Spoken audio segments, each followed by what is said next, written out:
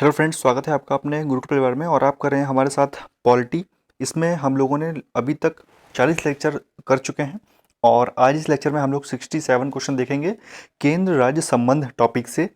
अगर जो भी चीज़ें आप लोगों को ना समझ में आया करें वो आप मुझे कमेंट सेक्शन में कमेंट कर सकते हैं दोस्तों। और चैनल को आप लोग ज़रूर सब्सक्राइब कर लीजिए। जिन्होंने टेलीग्राम ज्वाइन नहीं किया है वो टेलीग्राम भी अब तक ज्वाइन कर लें। वहाँ पर आपको करंट अफेयर वगैरह और एनसीईआरटी के जिनको पीडीएफ चाहिए थे वो पीडीएफ वहाँ पर उनको मिल जाएंगे। इसके अलावा आपने अगर हिस्ट्री नहीं देखा है तो आप हिस्ट्री सब्जेक्टिव मैंने करा रखा है बुक से, हमारे चैनल पर ही देख सकते हैं। और संडे को जिनको चाहिए था हिस्ट्री का मास्टर वीडियो चाहिए था ऑब्जेक्टिव एंशिएंट का, तो एंशिएंट हिस्ट्री का मास्टर ऑब्जेक्टिव वीडियो संडे को जो है वो आपको सुबह सुबह 10 बजे जो है वो मिल जाएगा। ठीक है, वो आप जरूर देखिएगा। पूरा का पूरा एंशिएंट हिस्ट्री के जितने भी ऑब्जेक्टिव क्वेश्चन बनते हैं लूसेंट की बुक्स में जितने दिए हुए हैं सभी इंपॉर्टेंट हैं। आप एक भी मिस नहीं करना चाहेंगे तो आप उन्हें जरूर देखिएगा। लूसेंट की बुक से मैंने मास्टर वीडियो का एक कंपाइलेशन बनाया हुआ है, लगभग 16 या 18 वीडियो ऐसे ही हैं, आप उन्हें जरूर देखिएगा। ठीक है, चलिए स्टार्ट करते हैं आज का अपना टॉपिक केंद्र राज्य संबंध। 67 क्वेश्चन देखेंगे पूरे के पूरे कंप्लीट।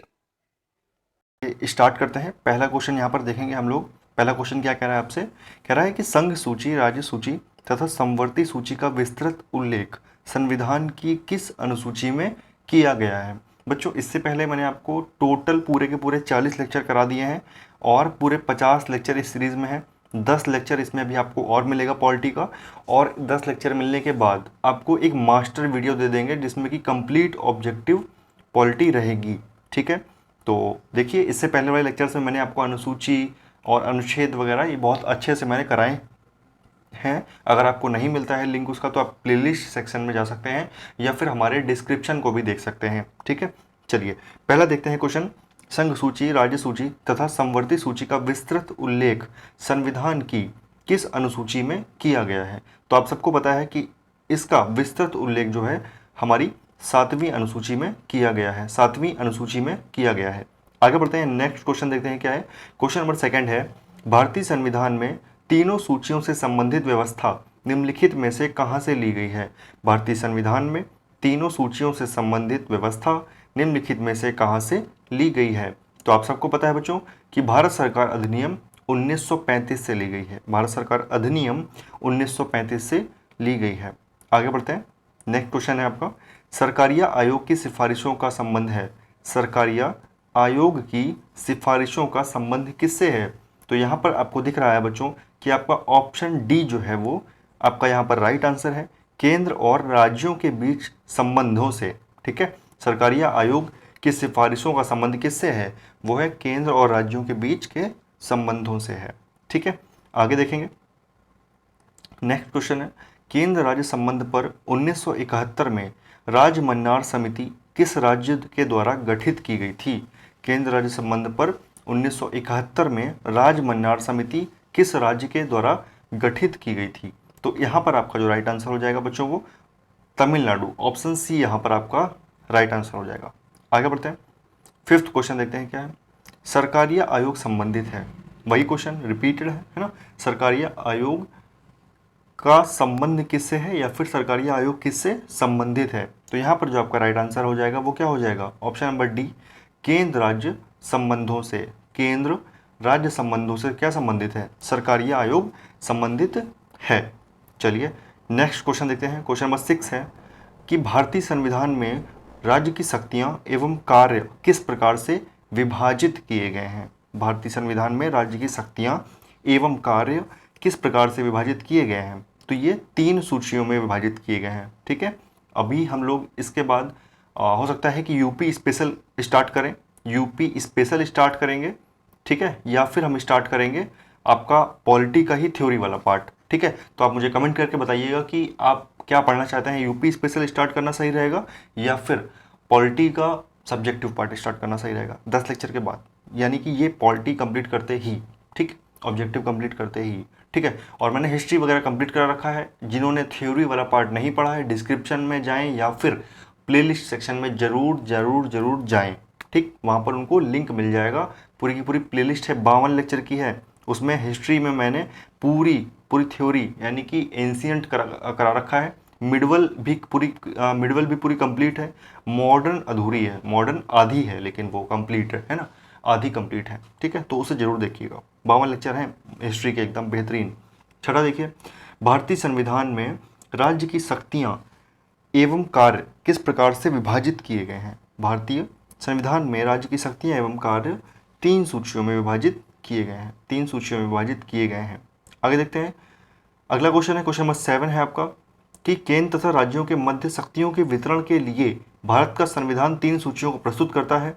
निम्न में से कौन से 2 अनुच्छेद शक्तियों के वितरण को विनियमित करते हैं। तो यहाँ पर आप सबको पता है कि जो अनुच्छेद दे रखा है 245 और 246, ये केंद्र और राज्य के मध्य शक्तियों के वितरण के लिए भारत का संविधान 3 सूचियों को प्रस्तुत करता है। निम्न में से कौन से 2 अनुच्छेद उनकी शक्तियों के वितरण को विनियमित करता है। तो ये जो 2 अनुच्छेद दे रखे हैं ऑप्शन डी में, अनुच्छेद 245 और 46, ये जो है वो इन शक्तियों के वितरण को विनियमित करते हैं। ठीक है, आगे बढ़ेंगे, नेक्स्ट क्वेश्चन देखेंगे, संघ और राज्यों के विधायी संबंधों का संचालन, संघ और राज्यों के विधायी संबंधों का संचालन किन सूचियों के आधार पर किया जाता है, किन सूचियों के आधार पर किया जाता है। तो आप सबको पता है कि ये जो यहाँ पर ऑप्शंस दे रखे हैं, संघ सूची, राज्य सूची, समवर्ती सूची, आप सबको पता है संघ सूची में वो सारे सब्जेक्ट आते हैं जिन पर काम करता है केंद्र सरकार, राज्य सूची में राज्य कर सकता है, समवर्ती सूची में दोनों। ठीक है, तो यहाँ पर आपको पता है कि इनमें से सभी जो है आपका वो राइट आंसर हो जाएगा कि संघ और राज्यों के बीच जो विधायी संबंधों का संचालन होता है किन सूचियों के आधार पर किया जाता है। तो इनमें से सभी के आधार पर किया जाता है। आगे बढ़ते हैं, नेक्स्ट क्वेश्चन देखते हैं बच्चों, भारतीय संविधान में अवशिष्ट अधिकार है, भारतीय संविधान में अवशिष्ट अधिकार है किसके पास। तो आप सबको पता है कि भारतीय संविधान में जो अवशिष्ट अधिकार हैं, जो अवशिष्ट अधिकार हैं यानी ज़्यादातर जो अधिकार हैं वो किसके पास हैं, वो केंद्र के पास होते हैं। किसके पास होते हैं, केंद्र के पास, केंद्र सरकार के पास होते हैं। चलिए नेक्स्ट क्वेश्चन देखिए बच्चों, भारतीय संविधान के अनुसार अवशिष्ट शक्तियाँ किसको सौंपी गई हैं, भारतीय संविधान के अनुसार अवशिष्ट शक्तियाँ किसको सौंपी गई हैं। तो यहाँ पर देखिए ऑप्शन नंबर बी जो है ये आपका यहाँ पर राइट आंसर हो जाएगा कि भारतीय संविधान के अनुसार जो अवशिष्ट शक्तियां हैं वो संघीय संसद को सौंपी गई हैं, संघीय संसद को सौंपी गई हैं। बच्चों जो भी वनडे एग्जाम होते हैं उनमें ये क्वेश्चन कई बार पूछ दिया जाता है कि संसद के क्या क्या अंग होते हैं।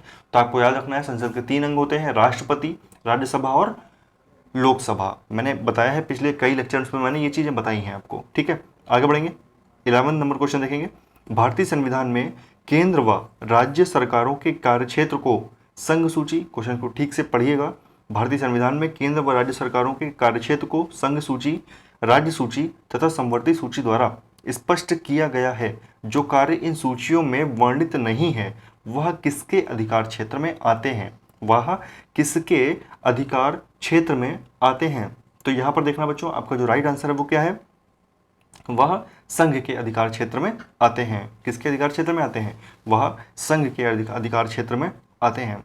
चलिए आगे बढ़ते हैं, नेक्स्ट क्वेश्चन देखेंगे, क्वेश्चन नंबर 12 दिया है आपका कि अवशिष्ट विषयों पर विधि निर्माण का अधिकार किसे प्राप्त है, अवशिष्ट विषयों पर विधि निर्माण का अधिकार किसे प्राप्त है। तो किसे प्राप्त है, संघ को प्राप्त है, संघ मतलब सेंटर है ना, या फिर केंद्र सरकार आप कह सकते हैं। ठीक है, आगे बढ़ेंगे, अगला क्वेश्चन, क्वेश्चन नंबर 13 है आपका, निम्न में से कौन सा कथन सही है, कौन सा कथन सही है। पढ़िए सारे कथन, क्या क्या कथन दे रखे हैं। पहला कह रहा है कि संघ सूची के विषयों पर विधि निर्माण का अनन्य अधिकार संसद को प्राप्त है, बिल्कुल सही है, यानी कि पहला पॉइंट तो सही बनता है आपका। सेकंड पॉइंट है, राज्य सूची के विषयों पर विधि निर्माण यानी कानून का निर्माण करने का अनन्य अधिकार राज्य विधानमंडल को प्राप्त है, बिल्कुल सही पॉइंट है।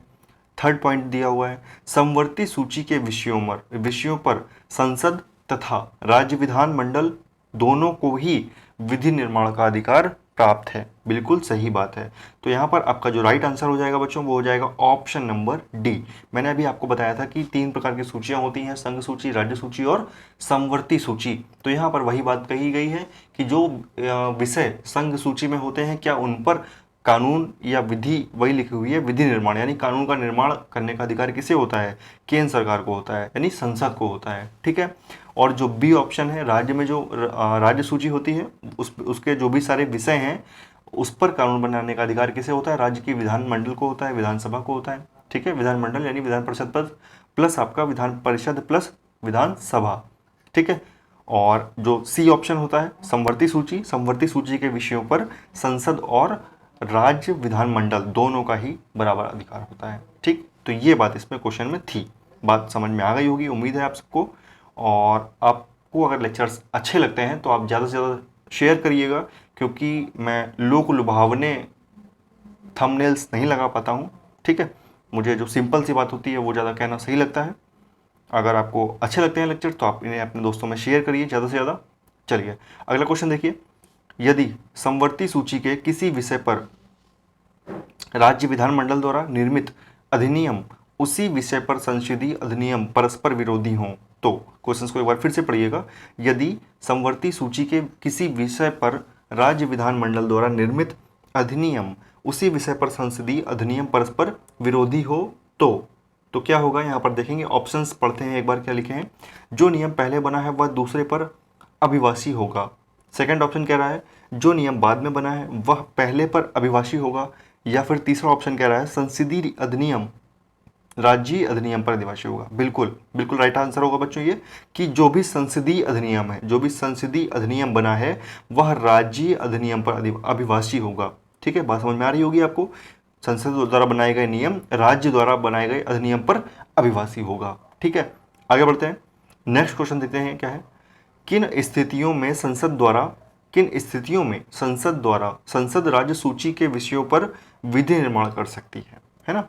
किन स्थितियों में पूछ रहा है कि ऐसी कौन सी परिस्थितियां होंगी जब संसद, विषय तो राज्य सूची का होगा, कह रहा है राज्य सूची के विषयों पर विधि निर्माण कर सकती है। विषय तो उसका है राज्य सरकार का, लेकिन यहाँ पर जो विधि निर्माण किया जा रहा है, जो कानून का निर्माण किया जा रहा है वो कौन कर रहा है?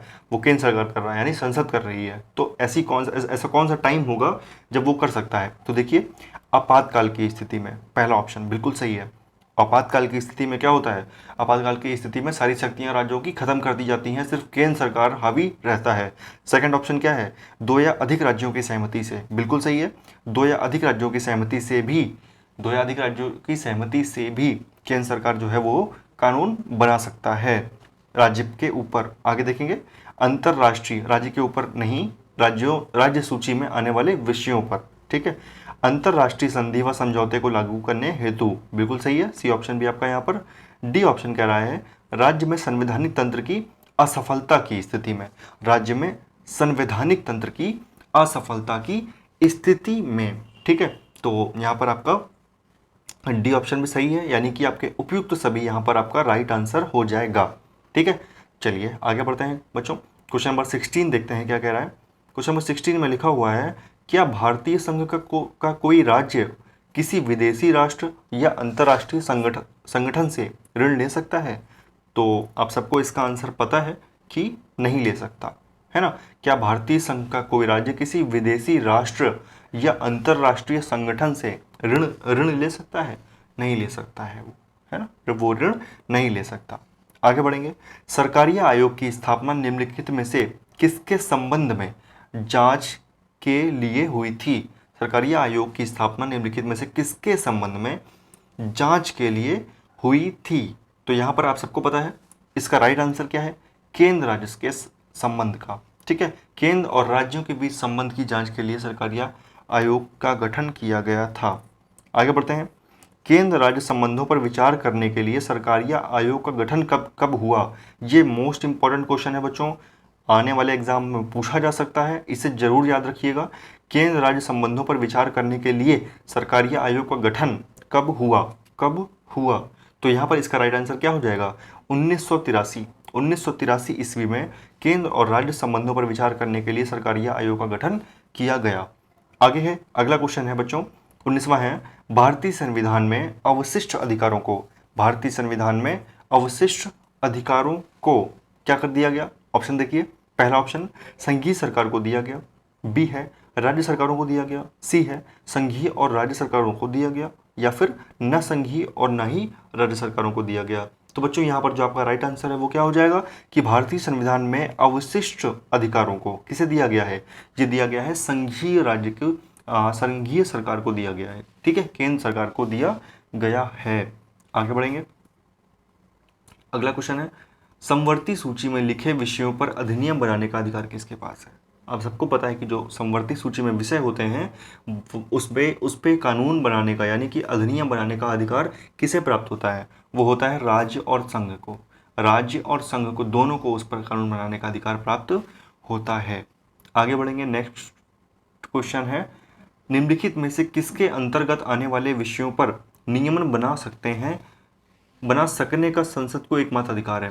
निम्नलिखित में से किसके अंतर्गत आने वाले विषयों पर नियमन बना सकने का अधिकार एकमात्र संसद को ही प्राप्त है?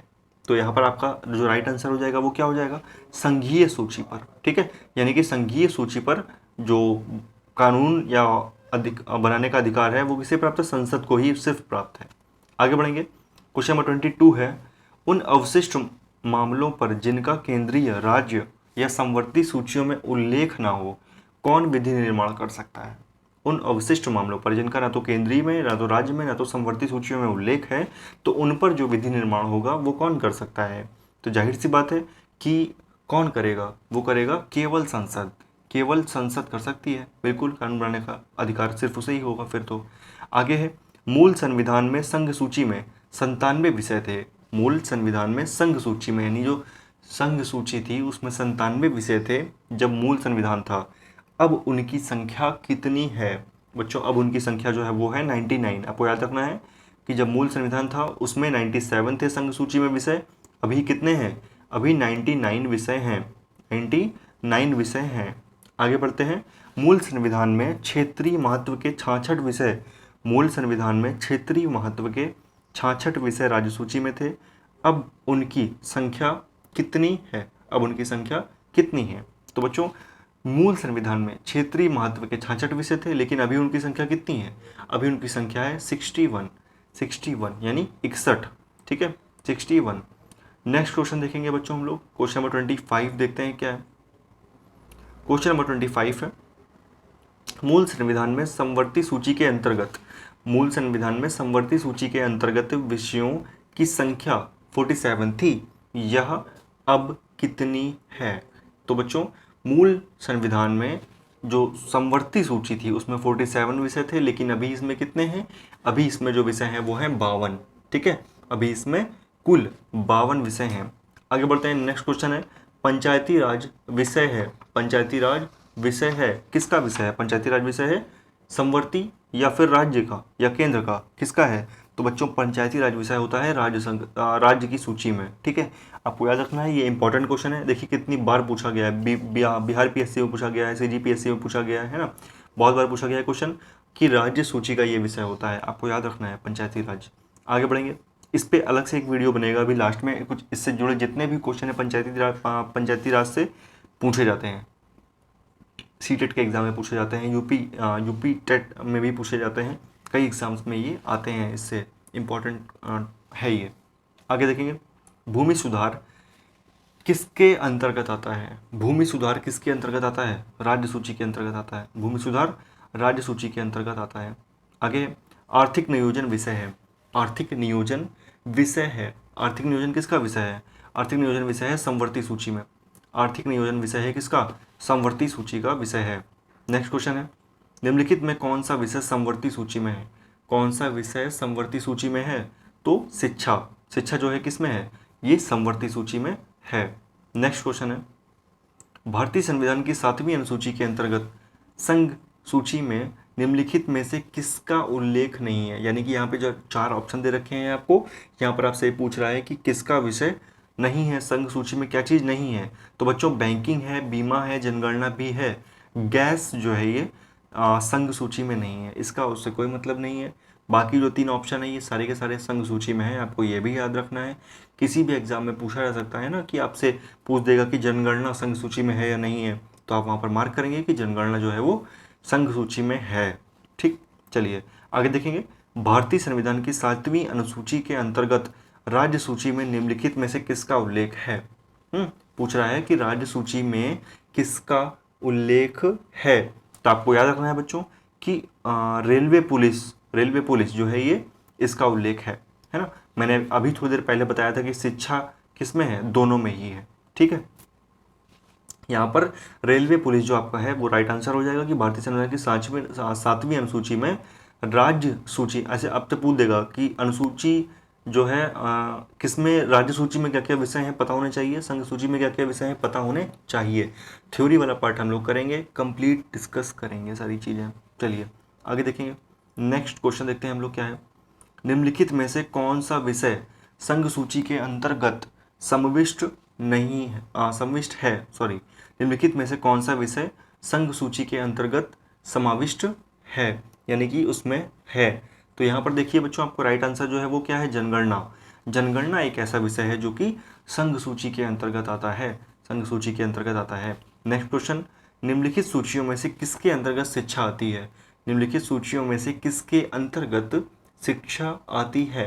तो बच्चों समवर्ती सूची के अंतर्गत जो है वो शिक्षा आती है, समवर्ती सूची के अंतर्गत शिक्षा आती है। अगला है क्वेश्चन नंबर 34, निम्नलिखित में से कौन राज्य सूची में नहीं है, निम्नलिखित में से कौन राज्य सूची में नहीं है। तो बच्चों चारों ऑप्शन देखिए, यहाँ पर लिखा है कृषि, जेल, सिंचाई और सुरक्षा। तो यहाँ पर जो आपका राइट आंसर हो जाएगा क्या हो जाएगा, सुरक्षा जो होता है ये कि राज्य सूची में नहीं है। ठीक है, राज्य सूची में नहीं है। आगे बढ़ते हैं, नेक्स्ट क्वेश्चन देखते हैं क्या है। सुरक्षा, सामाजिक सुरक्षा एवं सामाजिक बीमा किसका विषय है, इंपॉर्टेंट क्वेश्चन है। सामाजिक सुरक्षा, RRB ASM, assistant station master, railway में आया हुआ क्वेश्चन है।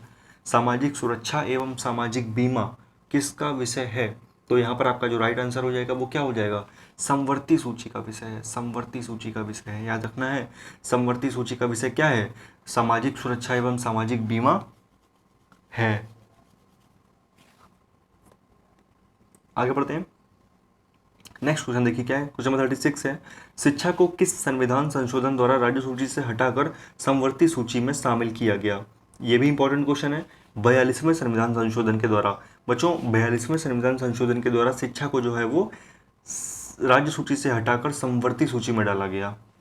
आगे बढ़ते हैं, भारतीय संविधान के संबंध में निम्न में से कौन सा युग्म सुमेलित नहीं है, सुमेलित नहीं है मतलब गलत आंसर दिया, उसके सामने जो मिलान किया हुआ है वो क्या किया है, गलत किया हुआ है। तो यहाँ पर देखिए आपके सामने लिखा हुआ है कि वन, वन किसका विषय है, समवर्ती सूची का विषय है, बिल्कुल सही है, पहला वाला ऑप्शन आपका सही है। यहाँ पर बी है स्टॉक एक्सचेंज, ये समवर्ती सूची लिखा हुआ है, ये समवर्ती सूची में नहीं आता है।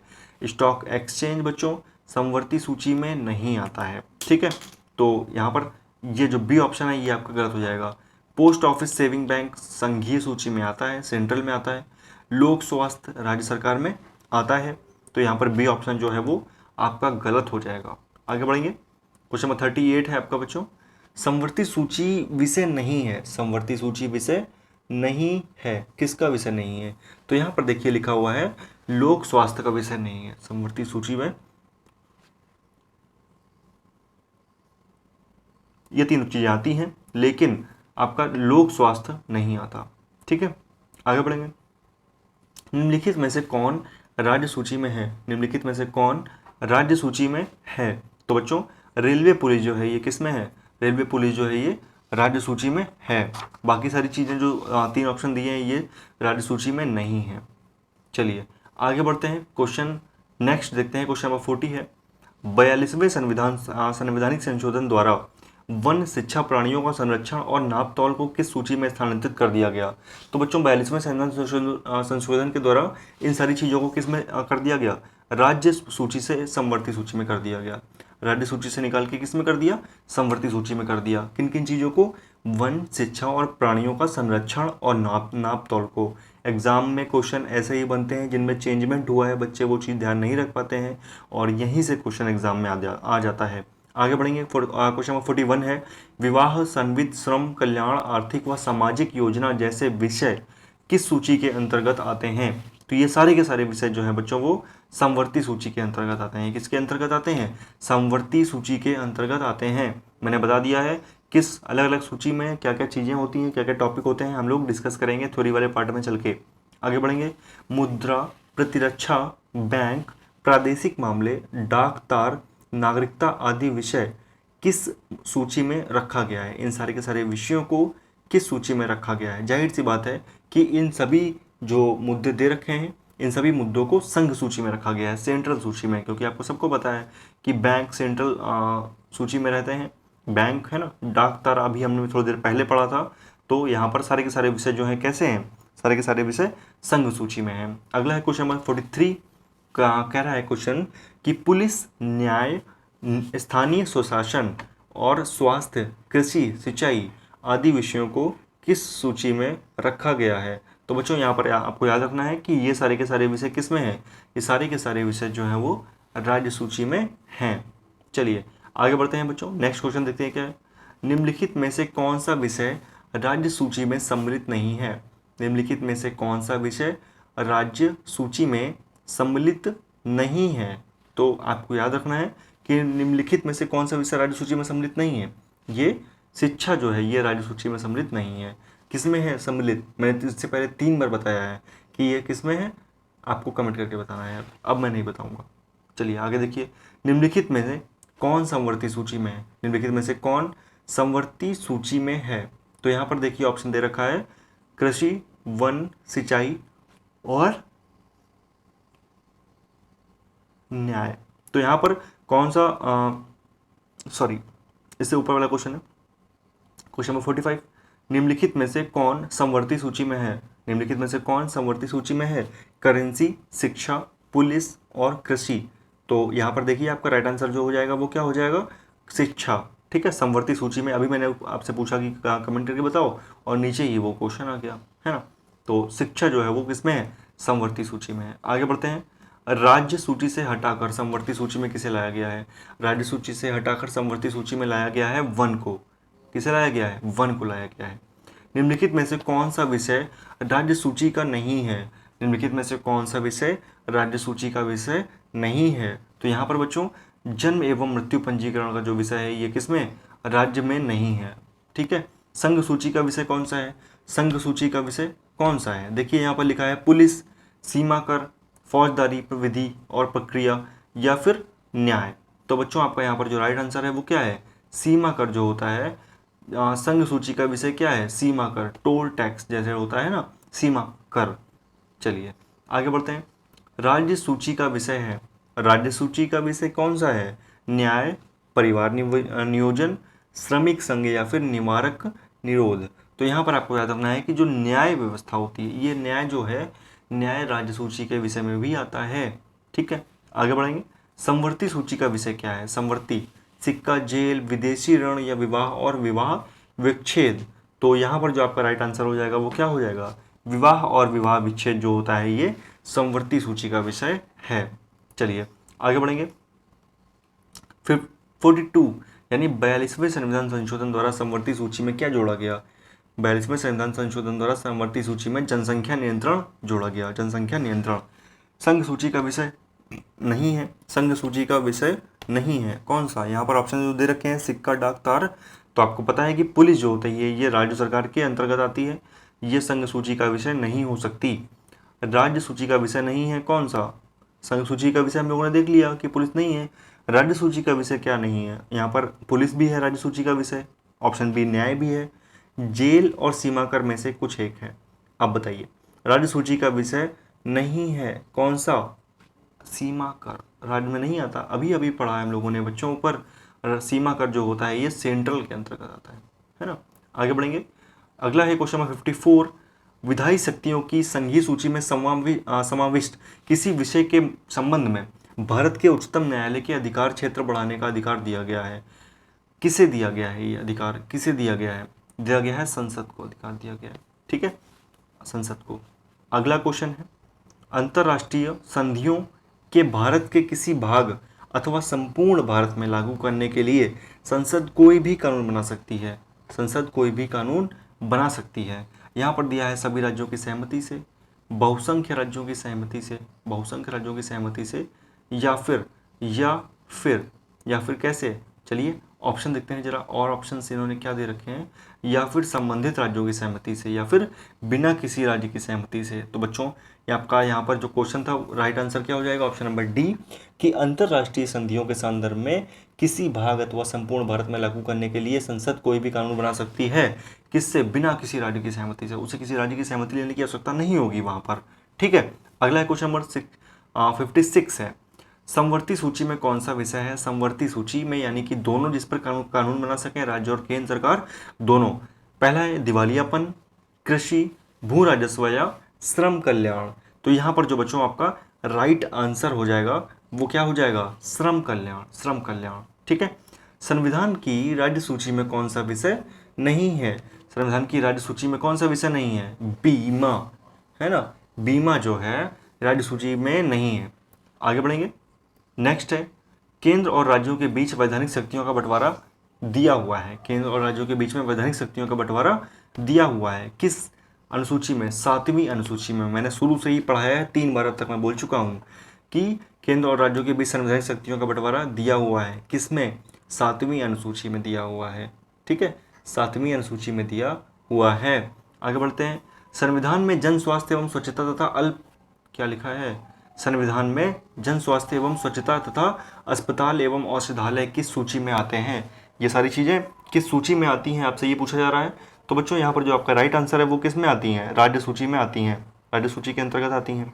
नेक्स्ट क्वेश्चन है, भारत में केंद्र राज्य संबंध निर्भर करते हैं। भारत में केंद्र राज्य संबंध जो है वो निर्भर करते हैं, किस पर निर्भर करते हैं, भारत में केंद्र और राज्य संबंध ये बच्चों निर्भर करते हैं किस पर। तो देखिए यहाँ पर लिखा है संवैधानिक प्रावधानों पर, बिल्कुल सही है, और परंपराओं तथा व्यवहारों पर, बिल्कुल राइट आंसर है कि भारत में केंद्र राज्य संबंध इन दोनों पर निर्भर करते हैं। और क्या लिखा है, और क्या लिखा है, न्यायिक व्याख्याओं पर बिल्कुल निर्भर करता है, बातचीत के लिए यंत्र विन्यास पर, बिल्कुल।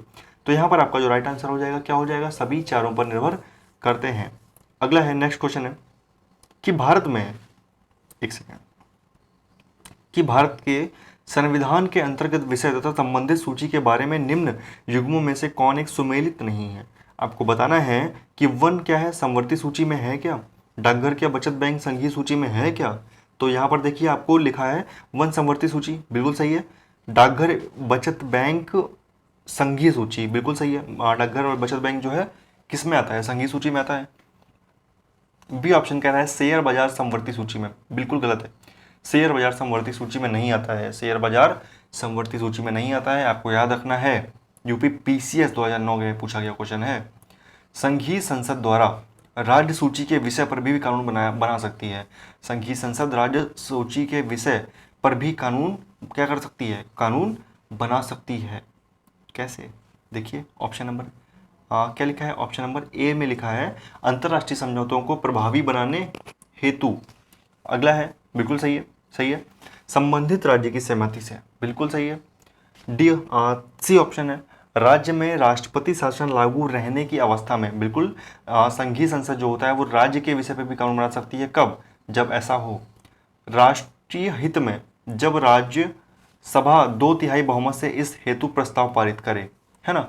तो बच्चों यहाँ पर जो आपका राइट आंसर हो जाएगा वो क्या हो जाएगा, ऑप्शन नंबर डी हो जाएगा सही, यानी कि क्या, सभी चारों सही हैं यहाँ पर आपके, है ना, सभी चारों सही हैं यहाँ पर आपके। आगे बढ़ते हैं, आगे बढ़ते हैं। अगला है क्वेश्चन नंबर, नेक्स्ट है क्वेश्चन नंबर 63, भारतीय संविधान के अंतर्गत अवशिष्ट अधिकारों का क्या अर्थ है। भारतीय संविधान के अंतर्गत अवशिष्ट अधिकारों की बात की जाए तो मतलब है उसका कि अधिकार ऐसे जिनको केंद्रीय सूची, राज्य सूची और समवर्ती सूची में स्पष्ट रूप से शामिल नहीं किया जा सकता, वे सारे अधिकार कैसे कहलाते हैं, वो सारे अधिकार कहलाते हैं अवशिष्ट अधिकार कहलाते हैं। अगला है क्वेश्चन है बच्चों कि केंद्र राज्य संबंध में विवाद का एक बड़ा कारण रहा है। कौन सी ऐसी बात रही है जो विवाद का एक बड़ा कारण रही है। तो बच्चों राज्यपाल का पद जो है वो एक विवाद का कारण रही है। सरकारी आयोग रिपोर्ट किससे संबंधित है, आप सबको मैंने 2 बार इससे पहले ही बताया है, सरकारी आयोग जो है वो केंद्र और राज्य के संबंधों से संबंधित है। रेलवे भारत के संविधान में कौन सी लिस्ट में आता है। ये इंपॉर्टेंट क्वेश्चन हो सकता है बच्चों कि रेलवे जो आता है वो केंद्रीय सूची में आता है। रेलवे किस में आता है, केंद्रीय सूची में आता है। रेलवे किस में आता है, केंद्रीय सूची में आता है। आगे देखते हैं, यूपी स्पेशल आपका पढ़ने का मन होगा तो इसके बाद यूपी स्पेशल की क्लासेस चलाएंगे, रेगुलर रूप से चलाएंगे। भले मुझे 1 घंटा रात में एक्स्ट्रा वर्क करना पड़े, लेकिन एक क्लास आपको डेली की डेली आपको मिलेगी। आप अगर जैसा कहेंगे, पॉलिटी सब्जेक्टिव वाइज चाहेंगे पॉलिटी सब्जेक्टिव वाइज मिल जाएगी, या फिर अगर आप यूपी स्पेशल चाहते हैं तो यूपी स्पेशल की क्लास दी जाएगी। ठीक है, उसमें सिर्फ फैक्ट होते हैं, वो आपको नोट डाउन करने होंगे, जो मैं आपको बताऊंगा, पढ़ाऊंगा, और उन्हीं का बार बार रिवाइज करना होगा, उन्हीं का बार बार रिवीजन करना होगा, है ना। हमारे संविधान में आर्थिक नियोजन शामिल है, हमारे संविधान में आर्थिक नियोजन शामिल है, किसमें? समवर्ती सूची में, समवर्ती सूची में आर्थिक नियोजन शामिल है। तो बच्चों ये थे 67 क्वेश्चन, उम्मीद है आप सबको बहुत पसंद आए होंगे। और मैंने मैक्सिमम जो भी चीज़ें पढ़ा रखी हैं सारी की सारी हर एक प्लेलिस्ट में लाइन से सेटअप हैं, कोई भी चीज़ें बिखरी हुई नहीं है। उम्मीद है आप सब बहुत पसंद करते हैं हमारे लेक्चर्स को। बहुत से लोगों ने काफ़ी टाइम से मैसेजेस किए हैं, कुछ स्टूडेंट्स के कॉल आए हैं, बहुत सारे रायबरेली से, बहुत सी अलग अलग जगहों से कॉल आए हैं कि सर प्लीज़ कंटिन्यू करिए लेक्चर्स को। और जैसा कि आप सबको पता है कि हमारे ऑफलाइन बैचेस चल रहे थे और मुझे टाइम नहीं मिल पा रहा था। अभी भी लॉकडाउन के पीरियड में भी टेस्ट सीरीज़ वगैरह तैयार कर रहे हैं, तो इस वजह से थोड़ा सा बिजी शेड्यूल रहता है। तो उम्मीद है आप सब बहुत अच्छे होंगे और आप अपने घर पर रहिए, अपना ख्याल रखिए, अपने परिवार वालों के साथ रहिए। मिलते हैं अपने नेक्स्ट लेक्चर में। Thank you so much.